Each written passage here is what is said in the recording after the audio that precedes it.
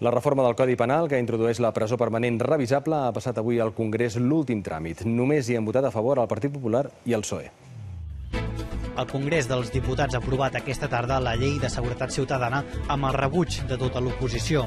Llum verda també per a la llei que regularà el finançament dels partits amb els vots del PP i el suport de CiU i el PNB, que han volgut assegurar-ne la gestió autonòmica. Finalment, també s'ha aprovat la reforma del Codi Penal que inclou la cadena perpètua revisable i l'enduriment de la lluita contra el jihadisme. Operació policial aquest matí a Euskadi i Navarra contra l'entorn de suport als presos d'ETA. La Guàrdia Civil ha detingut 4 persones acusades de participar en reunions que cohesionaven aquest front de l'organització. Entre elles hi ha Nagore López de Lazaguriaga, representant de l'Associació de Familiars de Presos Etxerat, que fa un mes es va reunir amb l'Endacari Urkullu. Els altres detinguts estarien relacionats amb l'atenció sanitària als reclusos. Els 10 pobles del Moianès decidiran el 22 de març si es volen convertir en comarca.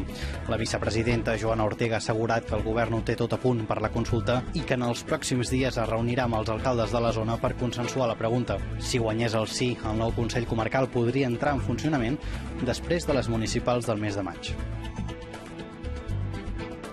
L'Ajuntament de Barcelona ha precintat les obres del centre social de Can